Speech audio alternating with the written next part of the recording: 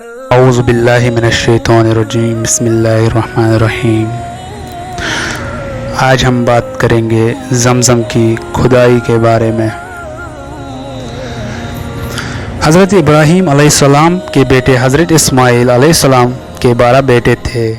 ان کی نسل اس قدر ہوئی کہ مکہ مکرمہ میں نہ سما سکی اور پورے حجاز میں پھیل گئی۔ ان کے ایک بیٹے کیدار کی اولاد میں عدنان ہوئے۔ عدنان کے بیٹے معد اور پوتے کا نام نزار تھا۔ نزار کے 4 بیٹے تھے، ان میں سے ایک کا نام مضر تھا۔ مضر کی نسل سے قریش بن مالک پیدا ہوئے، یہ فہر بن مالک کی بھی کہلائے۔ قریش کی اولاد بہت ہوئی، ان کی اولاد مختلف قبیلوں میں بٹ گئی۔ ان کی اولاد سے قصہ نے اقتدار حاصل کیا۔ قصہ کے آگے 3 بیٹے ہوئے، ان میں سے ایک عبد مناف تھے، جن کی اگلی نسل میں ہاشم پیدا ہوئے۔ ہاشم نے مدینہ کے ایک سردار کی لڑکی سے شادی کی، ان کے یہاں ایک لڑکا پیدا ہوا، اس کا نام شیبہ رکھا گیا۔ یہ پیدا ہی ہوا تھا کہ ہاشم کا انتقال ہو گیا۔ ان کے بھائی مطلب مکہ کے حاکم ہوئے۔ ہاشم کا بیٹا مدینہ منورہ میں پرورش پاتا رہا۔ جب مطلب کو معلوم ہو گیا کہ وہ جوان ہو گیا ہے تو بھتیجے کو لینے کے لیے خود مدینہ گئے۔ اسے لے کر مکہ مکرمہ پہنچے تو لوگوں نے خیال کیا کہ یہ نوجوان ان کا غلام ہے۔ مطلب نے لوگوں کو بتایا، یہ ہاشم کا بیٹا اور میرا بھتیجا ہے۔ اس کے باوجود لوگوں نے اسے مطلب کا غلام ہی کہنا شروع کر دیا۔ اس طرح شیبہ کو عبد المطلب کہا جانے لگا۔ انہیں عبد المطلب کے یہاں ابو طالب، حمزہ، عباس، عبداللہ، ابو لہب، حارث، زبیر، زرار اور عبد الرحمن پیدا ہوئے۔ ان کے بیٹے عبداللہ سے ہمارے نبی حضرت محمد صلی اللہ علیہ وسلم پیدا ہوئے۔ عبد المطلب کے تمام بیٹوں میں حضرت عبداللہ سب سے زیادہ خوبصورت اور سب سے زیادہ پاک دامن تھے۔ عبد المطلب کو خواب میں زمزم کا کنواں کھودنے کا حکم دیا گیا، یعنی حضرت اسماعیل علیہ السلام کے کنویں کو۔ اس کنویں کو قبیلہ جرہم کے سردار مزاز نے پاٹ دیا تھا۔ قبیلہ جرہم کے لوگ اس زمانے میں مکہ کے سردار تھے، بیت اللہ کے نگران تھے۔ انہوں نے بیت اللہ کی بے حرمتی شروع کر دی۔ ان کا سردار مزاز بن عمرو تھا، وہ اچھا آدمی تھا۔ اس نے اپنے قبیلے کو سمجھایا کہ بیت اللہ کی بے حرمتی نہ کرو، مگر ان پر اثر نہ ہوا۔ جب مزاز نے دیکھا کہ ان پر کوئی اثر نہ ہوا تو قوم کو اس کے حال پر چھوڑ کر وہاں سے جانے کا فیصلہ کیا۔ اس نے تمام مال و دولت، تلواریں اور زرہیں وغیرہ خانہ کعبہ سے نکال کر زمزم کے کنویں میں ڈال دی اور مٹی سے اس کو پاٹ دیا۔ کنواں اس سے پہلے ہی خشک ہو چکا تھا، اب اس کا نام و نشان مٹ گیا۔ مدتوں یہ کنواں بند پڑا رہا۔ اس کے بعد بنو خزاعہ نے بنو جرہم کو وہاں سے مار بھگایا۔ بنو خزاعہ اور قصہ کی سرداری کا زمانہ اسی حالت میں گزارا۔ کنواں بند رہا یہاں تک کہ قصہ کے بعد عبد المطلب کا زمانہ آ گیا۔ انہوں نے خواب دیکھا۔ خواب میں انہیں زمزم کے کنویں کی جگہ دکھائی گئی اور उसको खोदने का हुक्म दिया गया। हज़रत अली रज़ी अल्लाह ताला अन्हु से रिवायत है कि अब्दुल मुत्तलिब ने बताया, मैं हुज्र अस्वद के मुकाम पर सो रहा था कि मेरे पास एक आने वाला आया। उसने मुझसे कहा, तौबा को खोदो। मैंने इससे पूछा, तौबा क्या है? मगर वो कुछ बताए बगैर चला गया। दूसरी तरफ रात फिर ख्वाब में वही शख्स आया, कहने लगा, बर्राह को खोदो। मैंने पूछा, बर्राह क्या है? वो कुछ बताए बगैर चला गया। तीसरी रात मैं अपने बिस्तर पर सो रहा था कि फिर वो शख्स ख्वाब में आया। उसने कहा, मजनूना खोदो। मैंने पूछा, मजनूना क्या है? वो बताए बगैर चला गया।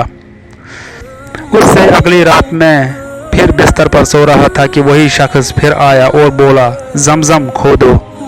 मैंने उससे पूछा, जमजम क्या है? इस बार उसने कहा, जमजम वो है जिसका पानी कभी ख़त्म नहीं होता, जो हाजियों के बड़े बड़े मजमुओं को सैराब करता है। अब्दुल मुत्तलिब कहते हैं, मैंने उससे पूछा, ये कुआं किस जगह है? उसने बताया, जहां गंदगी और खून पड़ा है और कौवा ठोंगे मार रहा है। दूसरे दिन अब्दुल मुत्तलिब अपने बेटे हारिस के साथ वहां गए। उस वक्त उनके यहाँ एक लड़का था। उन्होंने देखा वहां गंदगी और खून पड़ा था और एक कौवा ठोंगे मार रहा था। उस जगह के दोनों तरफ बुत मौजूद थे और ये गंदगी और खून दरअसल इन बुतों पर कुर्बान किए जाने वाले जानवरों का था।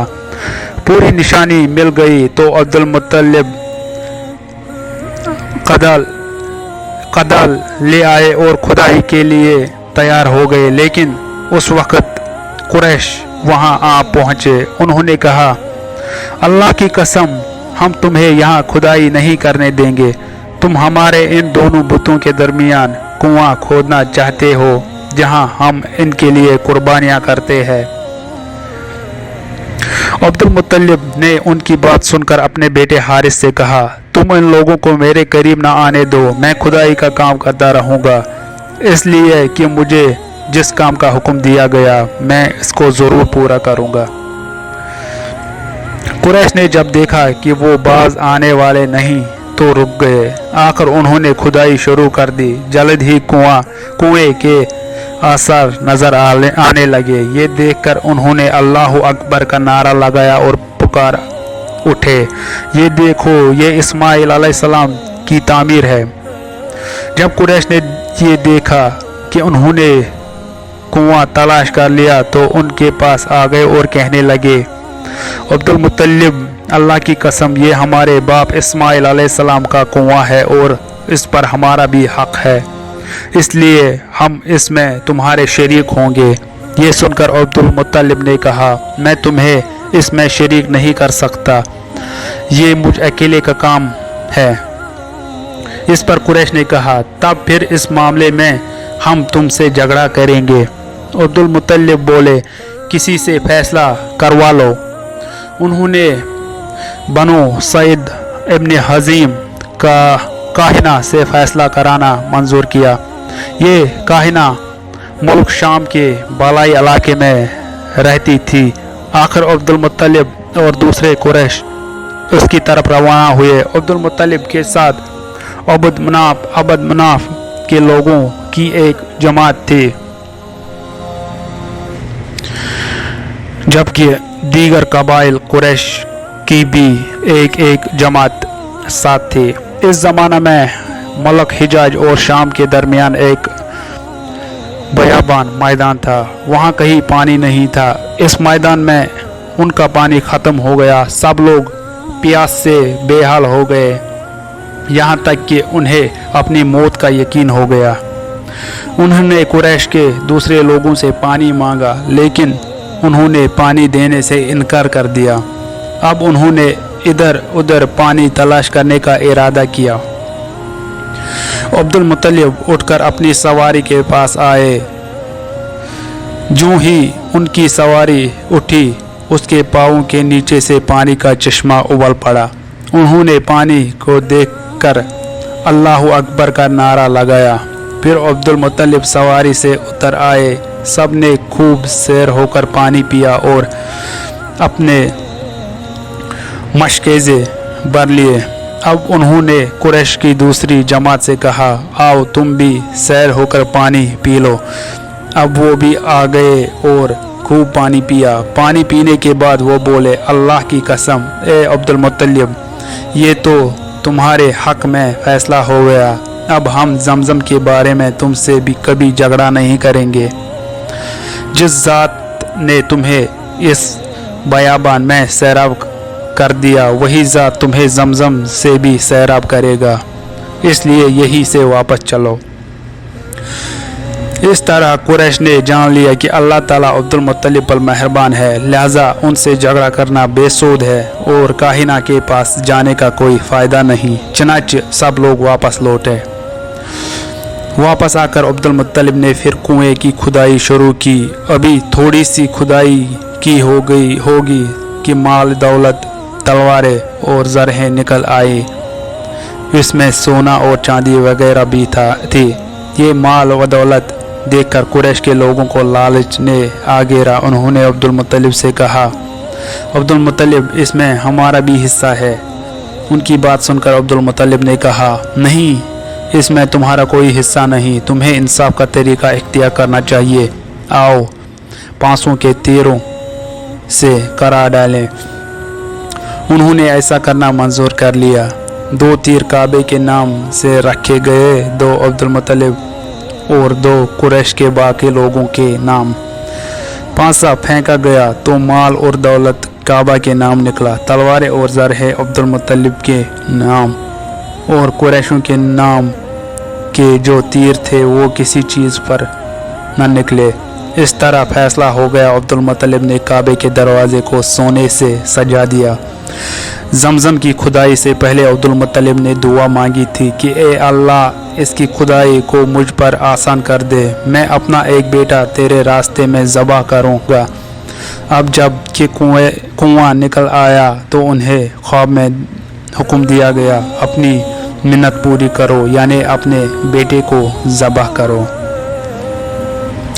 अगर आपको भी मेरी वीडियो पसंद आई है तो प्लीज़ मेरे चैनल को सब्सक्राइब कीजिए और बेल आइकन को प्रेस कीजिए ताकि मेरी आने वाली हर वीडियो की नोटिफिकेशन आपको मिल सके।